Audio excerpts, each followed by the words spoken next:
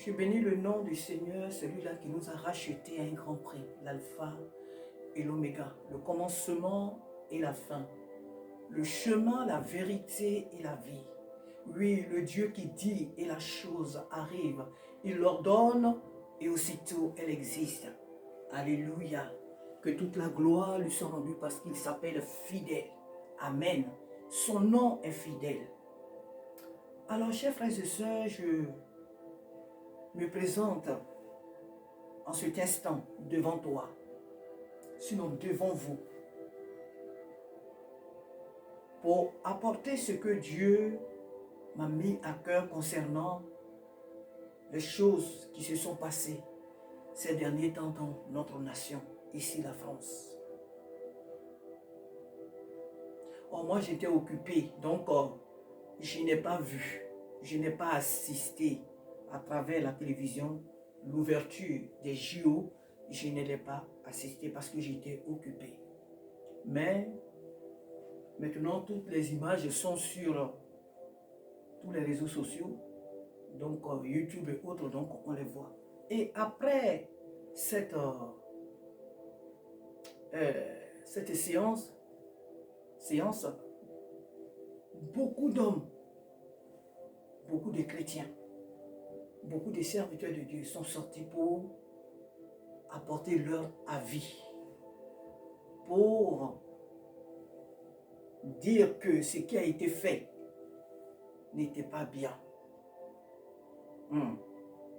Voilà ce que le Seigneur m'a mis à cœur, que maintenant j'apporte. Déjà, il faut comprendre que l'Église de Jésus-Christ, c'est la puissance de Dieu sur la terre. L'Église de Jésus-Christ sur cette terre, elle est la lumière. L'Église de Jésus-Christ sur cette terre, c'est elle qui apporte la vie. C'est elle qui apporte le bien-être. Parce que nous sommes encore sur cette terre. Être un enfant du Dieu créateur de l'univers n'est pas n'importe quoi. Être un enfant du Dieu souverain, créateur de l'univers, ce n'est pas être n'importe qui. Être enfant de Dieu veut dire agir comme Dieu. Pourquoi? Parce que nous avons en nous son esprit. Depuis que nous avons connu ou accepté le Seigneur, nous lisons la Bible, nous la méditons. À travers toute la Bible, nous avons l'histoire des hommes de Dieu qu'on appelle des prophètes, qu'on appelle les rois, les sacrificateurs, les apôtres, et j'en passe. Mais ces hommes-là, lorsqu'ils se sont levés, ils l'ont fait sous le mandat, sous l'ordre, sinon sous l'ordre de Dieu. Un enfant de Dieu dans une nation, lorsqu'il y a des choses qui se passent, en dehors des vidéos que nous faisons tous les jours pour exhorter, pour nous exhorter entre frères et sœurs, aussi même si certaines situations un peu entre nous, des choses comme ça c'est autre chose. Nous le faisons dans le but de pouvoir de nous exhorter comme la Bible nous le recommande. La Bible dit de nous exhorter réciproquement les uns les autres. Donc, ceux qui peuvent le faire, ils le font. Et que Dieu soit béni. Mais quand il y a des événements planétaires, quand il y a des événements de cette envergure qui se passent dans une nation, et qu'un enfant de Dieu, un serviteur de Dieu se lève pour parler, il faut qu'il soit envoyé par Dieu. Mon frère et ma soeur, on n'aide pas Dieu. Dieu, il est le créateur du ciel et de la terre. Il domine sur toute la terre. Il domine sur toutes les nations. Personne ne peut aider Dieu. Il se suffit à lui-même. Il n'a demandé conseil à personne pour créer le ciel et la terre et tout ce qui les renferme. Quiconque veut s'hasarder à aider Dieu s'engage dans un combat très dangereux. S'engage dans une démarche très très dangereuse. Même je dirais même périlleuse. Oui, périlleuse. on n'aide pas Dieu. Pour se lever, pour intervenir en faveur de Dieu, quand il y a des événements comme ceux-là, il faut être envoyé par Dieu. Il faut être mandaté par Dieu. Alors, quand tu viens devant la nation, parce qu'aujourd'hui, les réseaux sociaux sont devenus le miroir du monde. Ce n'est pas comme au temps où les Élie pouvaient se lever, faire des kilomètres pour aller annoncer, pour aller donner un message vers la personne que Dieu les envoyait. Vers le roi, comme on a vu avec le roi Akab et autres. Mais aujourd'hui, les réseaux sociaux, les choses vont tout seuls. Tu es ici, comme moi, je suis en France ici, à Meaux. Ce que je suis en train de faire, ça va aller partout. Je n'ai pas besoin de rentrer chez vous ou d'aller vers telle personne. Les choses vont seules. C'est ce que Dieu a fait pour que sa parole puisse aller partout dans le monde. Donc, quand un homme de Dieu se lève pour apporter un message, quand il y a de telles choses qui se passent, il doit être convaincu qu'il se lève au nom de Dieu. Et quand il se lève, il dit, ainsi parle l'Éternel. Sachant que le Dieu que nous servons n'est pas un Dieu émotionnel. Dieu n'est pas un Dieu sentimental. Dieu n'est pas un Dieu de chambre. C'est-à-dire qu'on se rentre on est dans une chambre avec lui et puis on concocte quelques paroles là qu'on va dire au public. Et puis effectivement, quand on sort, on apparaît devant le public, c'est ce qu'on dit. Dieu n'est ami des personnes, ami des chambres des personnes. Dieu, il est Dieu. Amen. Lorsque Moïse a quitté, par la peur, on peut dire, lorsqu'il a quitté l'Égypte, Moïse s'est enfui chez les Madianites. Il a vu, la Bible dit qu'il a vu la souffrance de son peuple. Les femmes hébreuses étaient violées. Les enfants hébreux étaient tués. Et on connaît bien l'histoire. Ce Pharaon qui n'avait pas connu Moïse, qui n'avait pas plutôt connu Joseph, les enfants qu'il a jetés dans le Nil. Beaucoup d'atrocités se sont passées en Égypte. Pharaon a malmené le peuple hébreu. Plus de 400 ans. Moïse qui s'aperçoit qui voit que son peuple est dans la souffrance. Au moment où il veut lui porter secours, les choses se passent autrement. Et Moïse était obligé, pour sauver sa vie, il était obligé de fuir. Il est parti chez Jéthro, il y est resté pendant 40 ans. Mais durant tout ce temps, qu'est-ce qui se passait? Les enfants d'Israël continuaient de pleurer. Les Égyptiens continuaient toujours de malmener les enfants d'Israël, les Hébreux. 40 ans, ce n'est pas 2 jours, ce n'est pas 20 ans, ce n'est pas 1 mois, ce n'est pas non, 40 années se sont écoulées. Et Dieu a choisi un seul jour, il s'est révélé à Moïse. Il dit, va libérer mon peuple. Son cri est monté jusqu'à moi. Mais est-ce que durant tout ce temps, Dieu n'attendait pas, Dieu ne voyait pas? Dieu voyait. Mais il a choisi un seul jour. Il sait pourquoi. Dieu marche selon son calendrier. Non pas les émotions, non pas les émotions d'un homme. Pourquoi? Il a des vies à sauver. Le sang de son fils sur cette terre est versé. Depuis Golgotha, il y a plus de 2000 ans. Dieu a des vies à sauver. Il a des âmes à récupérer pour son camp. Il a choisi un seul jour et il a fait partir Moïse sur la terre égyptienne pour libérer son peuple. Ça n'a pas été facile. Mais puisque Moïse a été mandaté par Dieu, nous savons la suite. Nous savons la suite. Alors quand de tels moments, de telles situations se passent dans une nation, la première des choses, quand on est enfant de Dieu, quand on sait qu'on est aussi mandaté par Dieu pour diriger son troupeau, la première des choses qu'on fait, c'est d'aller devant Dieu. Seigneur, voilà une situation qui se passe. Qu'est-ce que tu veux que je dise? Parce que le serviteur de Dieu, ce n'est pas que celui-là qui s'arrête devant 2 âmes, 3 âmes, 5000 âmes qui prêchent. À partir du moment où tu es un serviteur ou un servant de Dieu, tu l'es pour toute ta nation.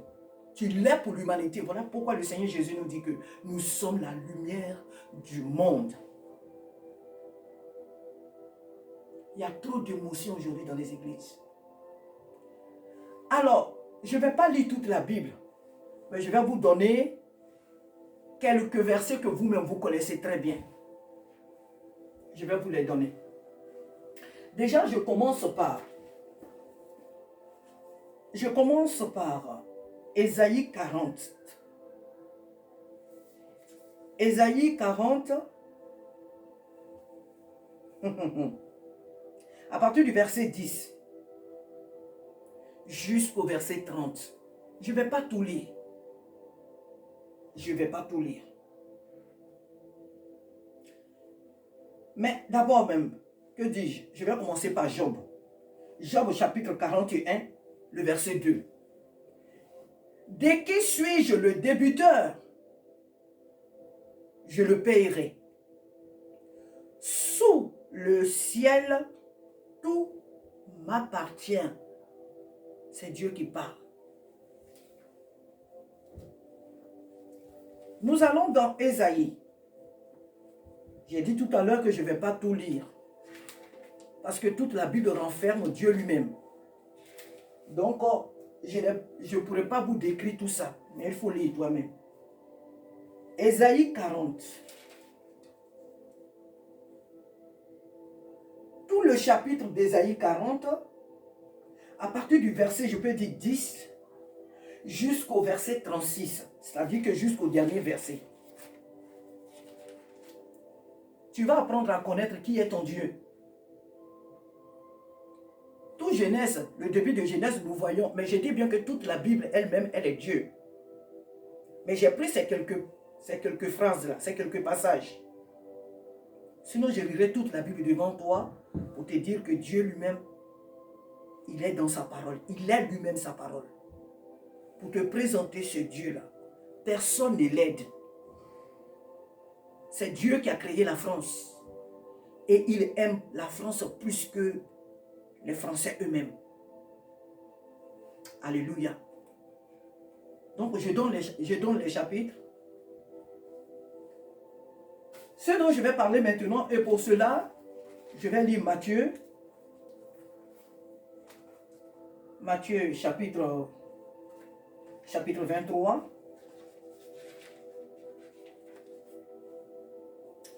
Matthieu chapitre 23, le verset 28. Alléluia. Ésaïe, c'est le chapitre 40, à partir du verset 10 à 30. Il faut le lire. Là, je ne vais pas lire tout le chapitre de Matthieu. Je vais lire seulement le verset 28. Matthieu chapitre 23, le verset, à partir du verset, comment on appelle, verset même 1 jusqu'au verset 36. Mais je vais prendre que le verset 28. Il dit, vous de même au dehors, vous paraissez juste aux hommes, mais au dedans, vous êtes plein d'hypocrisie et d'iniquité. Je vous donnerai après les autres références aussi pour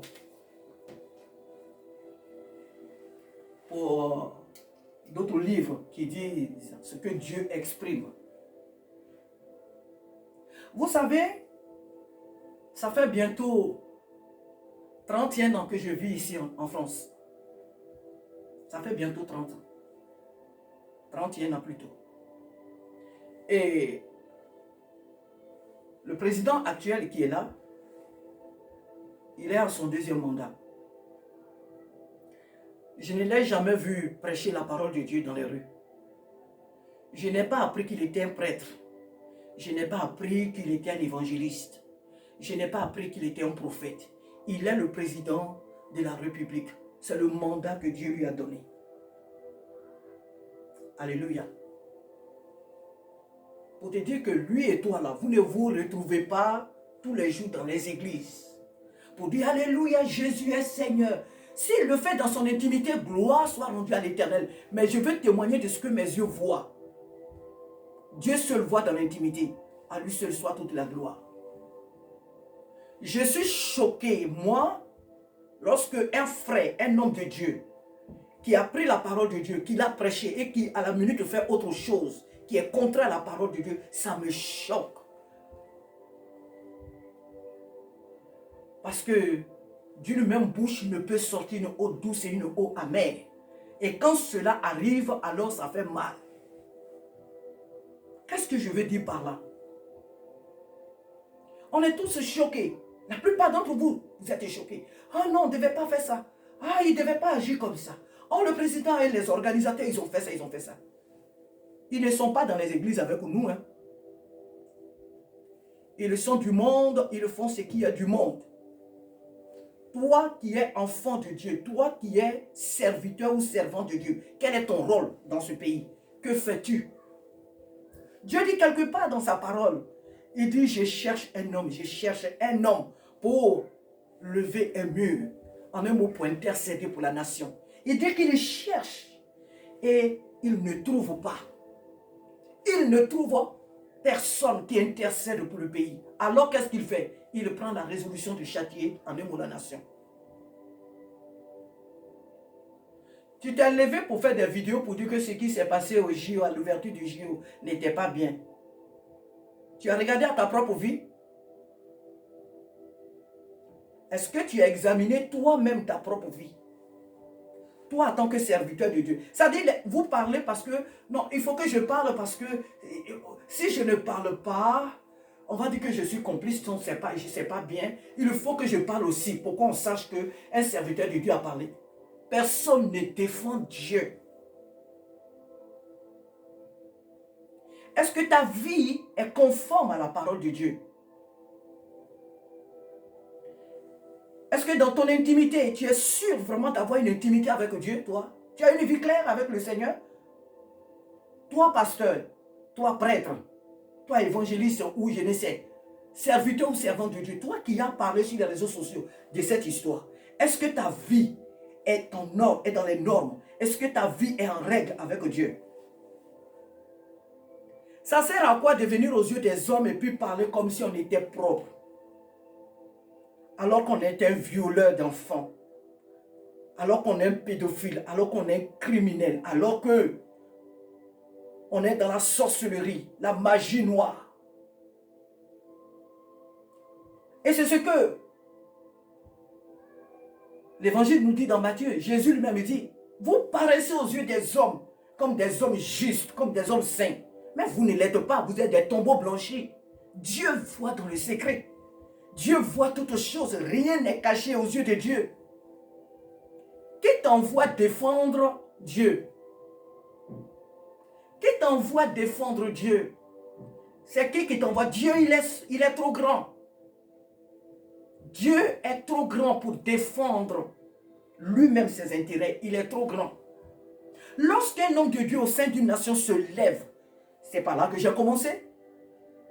Lorsque un homme de Dieu ou une femme, je ne sais qui que ce soit, se lève dans une nation, lorsqu'il y a des choses anormales se passent, et qu'un enfant de Dieu se lève, il se lève au nom de Dieu. Il dit, ainsi parle l'Éternel. C'est comme ça on a vu avec les Moïse, les Isaïe, les Jérémie, les Ézéchiel, les David, et j'en passe. Ils sont nombreux dans la Bible. Les Élie, Élisée. On ne se lève pas parce qu'il faut se lever. Dieu n'est pas émotionnel. Parmi ces hommes-là qui ont montré une face abominable, oui. Mais n'oublions pas que parmi eux, il y a des gens qui appartiennent. Il y a des personnes qui certainement appartiennent au Seigneur, que Dieu veut sauver.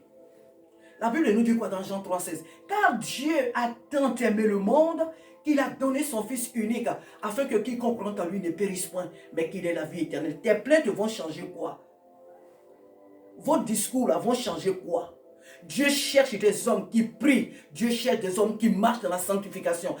Afin que lorsqu'ils ouvrent leur bouche en son nom, ces paroles puissent impacter. Ces paroles puissent transformer des vies. L'église sur la terre, l'église est une puissance. C'est parce que nous sommes sur cette terre que les hommes qui sont dans ce monde, justes ou injustes, peuvent aller travailler, peuvent avoir des réalisations. Quelqu'un peut sortir le matin, aller à son travail et rentrer en paix le soir. Vous croyez que c'est quoi? C'est l'œuvre de l'Église sur la terre. Parce que le Saint-Esprit est encore sur la terre. Et le monde que nous voyons vivre dépend de nous, de notre présence sur cette terre. Le jour que l'Église ne sera pas là, ça sera de la cacophonie. Ça sera du n'importe quoi. Même le règne de l'ennemi qu'on appelle l'Antéchrist, ça sera d'une toute petite durée, d'un petit temps. Ça sera un tout petit temps. Son petit règne là, ça serait un petit temps que Dieu va lui accorder. Parce que Dieu a programmé tout cela dans son agenda. La terre est conduite, elle est dirigée, elle est dominée par Dieu. Alors lorsque tu te lèves, sois convaincu que tu t'es levé au nom de Dieu. On ne se lève pas parce qu'on est pasteur, parce qu'on est connu, pour faire plaisir aux gens de son église, parce que je dirige une église, donc en une telle situation, c'est passé, si je ne parle pas, c'est pas bien, donc il faut que je parle. Personne ne défend Dieu. Dieu, il est Dieu, c'est lui qui défend son église. Dieu est Dieu, c'est lui qui nous défend. Nous ne défendons pas Dieu. Dieu est assez grand pour défendre ses intérêts. Dieu sait ce qu'il a fait. Personne ne lui dit, Seigneur, fais ça et puis il va faire. C'est lui qui nous envoie. Ce n'est pas nous qui l'envoyons. Alors, calmons-nous. Arrêtons les émotions. Arrêtons les émotions. Dans l'église, Jésus nous appelle à demeurer unis, à marcher dans sa parole, à obéir à sa parole, à marcher dans la sanctification. Mais tout cela, c'est pourquoi? Lorsque tu es dans la sanctification, lorsque tu crains Dieu, en tant qu'enfant de Dieu, quand tu parles, ta parole impacte. Quand tu parles, c'est Dieu qui a parlé. On ne s'élève pas comme ça. Oh, ils ont fait ça. Oh, la Sainte Seine. Mais qui vous a dit même que Jésus était dans la chambre haute? Il était assis à une table comme ça, avec ses serviteurs, et puis c'était comme ça. Oui, la Bible nous dit que oui, il y avait Jean ici, il y avait 30 de ceci, cela. Mais qui vous a dit que c'est comme ça, effectivement, ils étaient? Qui vous a dit ça? Qui vous a dit que cette photo que vous voyez là, c'est la personne de Jésus qui est là? Que toutes ces personnes qui l'ont tous, c'est Jésus et ses disciples. Qui vous a dit que c'est Jésus? Qui vous a dit que c'est Jésus? Qui a dit ça? Ce monde a besoin de nous. Le monde est dans une grande souffrance. Et l'église que nous sommes dans la distraction. Si nous voulons impacter ce monde au milieu duquel Dieu nous a mis, soyons des femmes et des hommes de prière pour que lorsque nous sortons, nous puissions sauver des âmes, nous puissions impacter l'humanité. Pourquoi nous sommes sur la terre? Jésus dit que nous sommes la lumière du monde, nous sommes les ambassadeurs, nous sommes les représentants de Dieu sur cette terre. Josué a dit, soleil, arrête-toi sur Gabaon, et le soleil s'est arrêté. Eux, ils n'avaient pas reçu le baptême du Saint-Esprit. C'est en nous aujourd'hui que le Saint-Esprit habite. Regardez ce qui se passe dans l'église, le désordre qu'il y a parmi nous. Regardez le désordre. On n'a pas fini de régler. Vous voulez régler une affaire qui n'est même pas, que vous ne pouvez même pas résoudre. C'est Dieu qui t'envoie. Ce n'est pas mauvais. Ce n'est pas mauvais de voir des situations comme ça en tant qu'homme de Dieu. Et puis dire que, mais quand tu te lèves, il faut être convaincu que c'est Dieu qui t'a dit de te lever. Et quand tu te lèves, tu dis, ainsi parle l'Éternel. Parce que quand Dieu châtie aussi frères ou sœurs, il châtie dans le but de sauver. Il châtie dans le but de sauver. Dieu ne châtie pas dans le but de détruire, d'anéantir. Dieu n'est jamais pressé de détruire un homme. Dieu n'est jamais pressé d'exterminer l'homme de sa terre. Non. Non. Alléluia. Ne soyons pas des chrétiens émotionnels. Ce monde a besoin de nous. Ne soyons pas des chrétiens émotionnels. S'ils ont agi comme ça, c'est parce qu'ils ne connaissent pas Dieu. Ce n'est pas eux qui font les cultes tous les dimanches avec nous, ce n'est pas eux qui font les veillées de prière. Ce ne sont pas eux qui ont reçu le baptême du Saint-Esprit. Ils agissent selon la vie, selon le monde dans lequel ils se trouvent. Et toi et moi, que faisons-nous? Quel est notre rôle sur la terre? Quel est notre mandat? Quelle est notre mission? Et celui que tu commandes dans le secret, le Seigneur lui a fait grâce. de le rencontrer, qu'il s'est converti. Toi, tu es ici sur les réseaux sociaux en train de bavarder. Tu as envoyé des messages. Alors que celui dont tu as parlé mal, il s'est déjà converti, il s'est déjà repenti. Qu'est-ce que tu deviens dans l'affaire? Qu'est-ce que tu deviens dans l'affaire? Jésus nous a bien dit hein, que nous verrons des prostituées au ciel. Cela ne veut pas dire que sur la terre, les prostituées, tu le sais bien. Je n'ai pas besoin de tout décrire. Mais ça veut dire que les gens auxquels nous ne pensons même pas, qu'elles sont à Jésus-Christ sur cette terre, nous les verrons, nous serons étonnés. Ce n'est pas sur tout il faut réagir n'importe comment. L'église, c'est la sagesse. L'église, c'est l'intelligence. L'église, c'est la puissance de Dieu sur la terre. L'église, c'est la puissance de Dieu sur la terre. Alors quand elle se lève devant une situation contraire au commandement de son maître, elle se lève avec l'accord de son Père Dieu et elle parle et elle agit.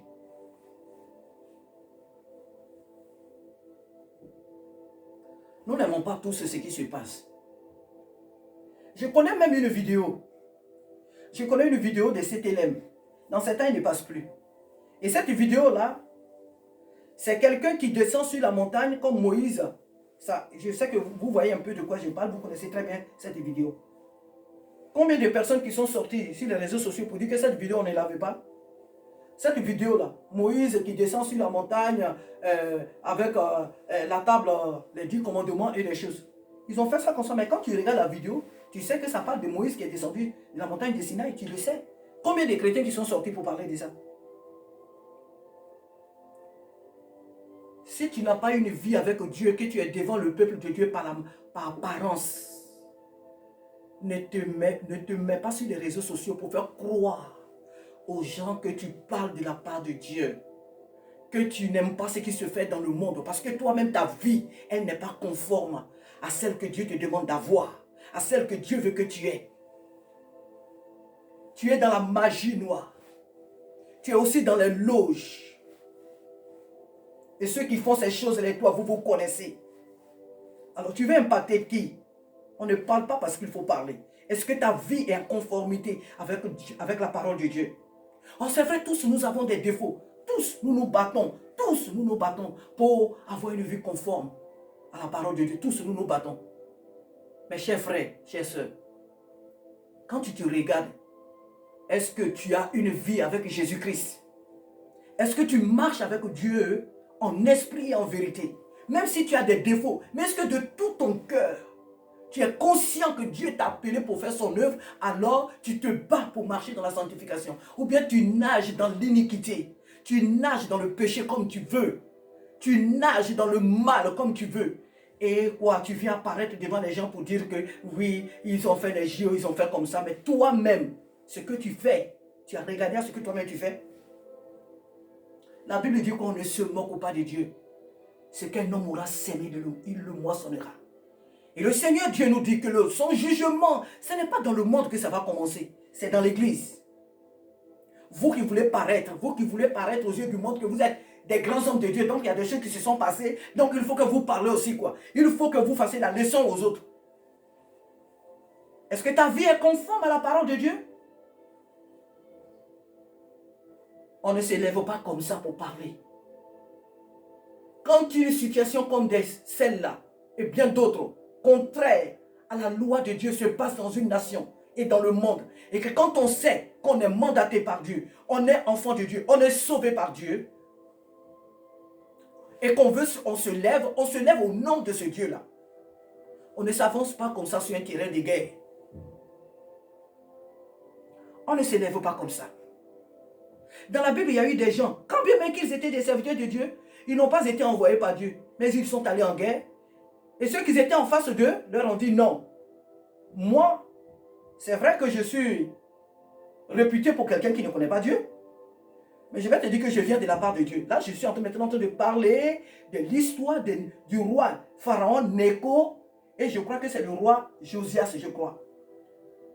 Osias ou Josias, si je ne me trompe pas bien. Si je ne me trompe pas. Il lui a dit, je viens, ne t'oppose pas à moi, je ne suis pas venu te combattre. Ce n'est pas pour toi que je suis venu. Ne me combats pas. Si tu me combats, c'est Dieu que tu combats. Ce roi n'a pas compris et il a voulu combattre le roi Néco. Il a été tué. Il y a des terrains sur lesquels il ne faut pas s'hasarder comme ça, chers frères. Quand un enfant de Dieu se lève, quand un serviteur de Dieu se lève, il se lève avec l'accord de Dieu. Et quand Dieu dans un combat est devant toi, c'est sûr et certain, la victoire elle est assurée. Quand on est un enfant de Dieu, on ne se lève pas par émotion. On ne se lève pas par des sentiments. On ne se lève pas parce que les autres se lèvent. La population peut être choquée. La population qui est chrétienne, elle peut être choquée. Et ils peuvent vous parler. Les chrétiens qui viennent dans les églises, ils peuvent vous parler. Mais quand tu dis que tu es serviteur de Dieu, Dieu t'a donné le mandat de guider son troupeau. Et quand des situations pareilles se passent, que tu veux tu as à cœur, ou bien tu vois que la situation n'est pas bonne, il faut d'abord rentrer dans ton intimité. Demande d'abord à Dieu. Est-ce que je dois me lever ou pas? Comme moi je l'ai fait là. Cette vidéo que je suis en train de faire. Cette situation, il y a plus d'une semaine que ça se passe. J'observe aussi. J'ai d'abord prié, Seigneur, est-ce qu'il faut que tu veux que j'ouvre ma bouche ou pas? J'ai reçu l'accord de Dieu. Voilà pourquoi je me tiens devant toi. Sinon moi, je n'avais jamais parlé de ça. Jamais. Ça ne me plaît pas aussi. Mais je ne vais pas me lever parce que les autres le font, donc il faut que je me lève. Non, je ne suis pas comme les autres. Je ne suis pas comme toi et toi, tu n'es pas comme moi. Mais nous formons un seul corps qui est le corps de Christ, qui est l'Église. Faisons attention. Le monde dans lequel on est gouverné par Dieu et personne n'est de Dieu. Celui qui veut s'hasarder à aider le Créateur du ciel et de la terre joue un jeu très dangereux. Il joue un jeu très dangereux. Dieu est assez grand. Alors si tu sais que tu es son porte-parole sur la terre, son ambassadeur ou ambassadrice sur cette terre, consulte-le qu'il te donne le feu vert d'aller et tu vas aller, comme moi je le fais maintenant. Je vais donner les autres passages, les références que tu vas lire toi-même. On a le livre d'Ézéchiel. Ézéchiel chapitre 3, verset 18 à 21. On a aussi le livre toujours d'Ézéchiel, chapitre 34, à partir du verset 1 à verset 10. Toujours dans le livre d'Ézéchiel, chapitre 22, 30 à 31. Toujours Ézéchiel 18, à partir du verset 1 à 23. Alléluia. Mais surtout, à partir du verset 20 à 23. Tu as une Bible, parce que là, je m'adresse aux chrétiens. Il faut lire ce que Dieu est en train de dire et tu comprendras. Le temps n'est pas aux émotions. Jésus revient. Jésus-Christ revient et il compte sur toi et sur moi pour que ce monde-là puisse venir à lui. Jésus a payé très cher à la croix de Golgotha pour que ce monde-là que nous jugeons là vienne à lui. Toi et moi, nous sommes sauvés. Mais eux, ils ont besoin de Jésus-Christ. Ils ont besoin de Jésus-Christ. Lorsque des choses anormales se passent dans une nation de cette envergure, l'enfant de Dieu qui est dans la nation, lui-même là, il doit se remettre en cause. Il doit d'abord se poser lui-même des questions. Qu'est-ce que je fais au sein de cette nation pour ne pas que de telles ou de telles choses se passent? En France, il y a plus de 1000 églises. Quel est le rôle de l'église en France? Donc s'il y a des choses anormales qui se passent en France, l'église doit d'abord se remettre en cause. Quel est mon rôle? Qu'est-ce que je fais? Dieu ne choue jamais. Jamais Dieu ne choue. Alors, quel est ton rôle? Que ce soit depuis l'Afrique. Alors là, pour l'Afrique encore, je ferai une autre vidéo. Le monde dans lequel nous sommes, Dieu nous a établis comme ses ambassadeurs. Nous sommes la puissance de Dieu sur cette terre. Malgré tout ce que les gens de ce monde font, c'est grâce à nous qu'ils ont des projets qu'ils les réalisent. C'est grâce à nous, l'Église, que ce monde construit des grands-ailes. C'est grâce à nous, notre présence, nos prières, qu'ils réalisent leurs projets. C'est grâce à nous qu'il y a des entreprises dans le monde. C'est grâce à nous que l'homme peut dormir en paix et peut se reposer, peut se réveiller en paix. Parce que l'Église est encore sur la terre. Nous prions. Et c'est à cause de nos prières que ce Dieu grand a compassion du méchant. C'est à cause de nos prières. À cause de nos prières. Nous ne sommes pas de n'importe qui. Alors quand il y a des choses qui se passent et que tu te lèves, sois sûr et certain que c'est Dieu qui t'envoie. Ne soyons pas des émotionnels. Jéhovah va passer, hein. C'est en train de passer là. Et jusqu'où ira ta colère? Jusqu'où tu vas penser que oui, on a blasphémé Jésus, Jésus la Sainte Seine, on a blasphémé, personne n'a blasphémé Jésus-Christ ni sa Sainte Seine. Personne ne blasphème la Sainte Seine. Personne. Satan même ne peut même pas. Le sang de Jésus-Christ, personne ne peut le blasphémer. Personne. Et si des gens blasphèment le sang, le sacrifice de Jésus-Christ, il va s'en charger lui-même. Toi et moi, tout ce que nous devons faire, c'est de prier pour que le Père nous dise ce qu'on doit faire. Ce qu'il faut dire pour que ces âmes-là puissent venir à Christ. Parce que depuis la nuit des temps, les gens prouvent que Dieu est en face. Mais Dieu, dans sa colère, dans sa grande miséricorde, il s'est maintenu. Il a envoyé certains de ses serviteurs. Ceux qui pouvaient comprendre ont compris et se sont repentis. Ceux qui ne voulaient pas, alors Dieu a fait ce qu'il devait faire. C'est lui qui prend la décision. Dieu veut la France. Dieu cherche la France. Dieu cherche les dirigeants de la France. Dieu cherche ce pays. Il veut que toi et moi, nous fléchissions les genoux. Afin qu'après avoir fléchi les genoux, lorsque nous sortons, nous puissions parler en son nom. Et il va agir. Pas en différé, il va agir. Si Dieu n'a pas agi avec Josué en différé, ce n'est pas avec nous, nous qui avons le Saint-Esprit, ce n'est pas avec nous qu'il va agir en différé. Le temps de Carmel arrive. Le temps de Carmel est bientôt là. Le temps de Carmel arrive. Nous ne sommes pas de n'importe qui sur la terre. Nous sommes la puissance de Dieu sur la terre. Nous sommes les ambassadeurs et ambassadrices du Dieu créateur de l'univers sur cette terre. C'est parce que moi je suis ici à Meaux et je prie pour cette ville et je prie pour ce quartier. Que mes voisins peuvent aller au travail et rentrer en paix. Parce que je prie. Parce que j'invoque la présence de Dieu dans cette ville, dans ce quartier. C'est grâce à moi. Et c'est ce que tu dois savoir. Et c'est ce que tu dois te dire chaque jour. C'est à cause de l'Église que ce monde, je ne dis pas qu'il fait le mal, mais même si celui qui fait le mal peut manger, boire, dormir, se reposer, c'est à cause de l'Église sur la terre. Nous ne sommes pas de n'importe qui. Donc arrêtez de pleurnicher. Arrêtez de rencontrer n'importe quoi. Arrêtez de paraître pour des personnes qui défendent la cause de Dieu. Si ta vie n'est pas conforme avec la parole de Dieu, arrête de faire croire aux gens que tu parles au nom de Dieu. Regarde toi-même ta propre vie. Regarde ta propre vie. Personne ne défend Dieu. Si tu t'engages à le faire, mon frère, ma soeur, tu joues à un jeu très dangereux. Tu joues à un jeu très dangereux.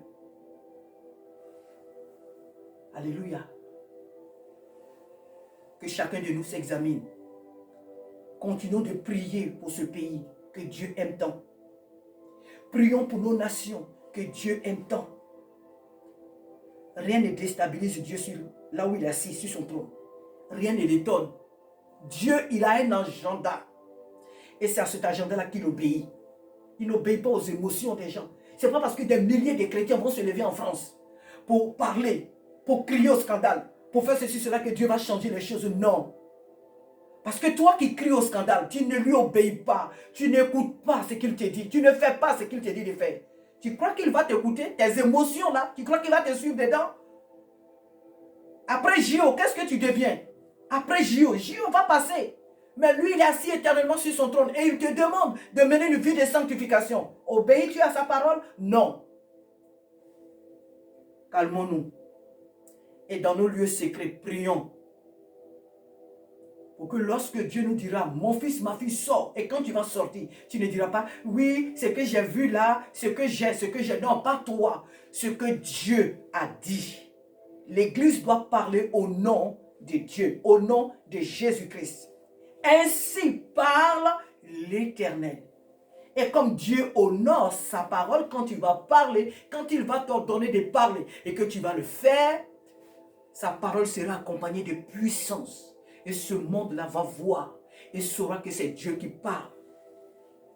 Dieu est devant, derrière, à gauche, à droite. Il est lui-même sa parole.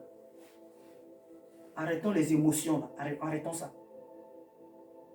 Arrêtons les émotions. Les plaisanteries là, il faut arrêter ça. Il faut, je vais m'arrêter là. Je crois que la vidéo a été assez longue. Il faut arrêter les plaisanteries là. Il faut les arrêter.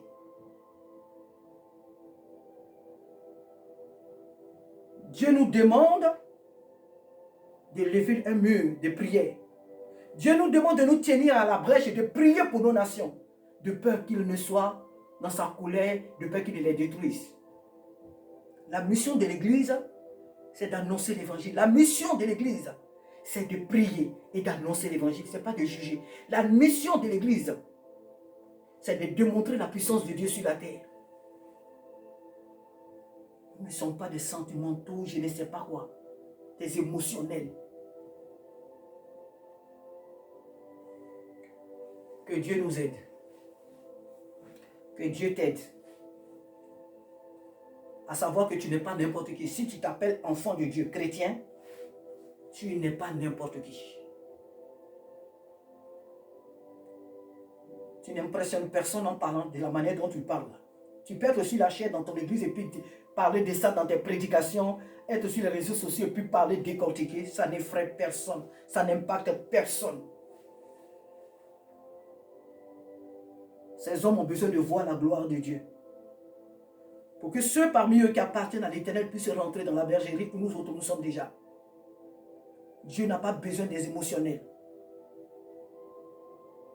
Dieu n'a pas besoin des émotionnels.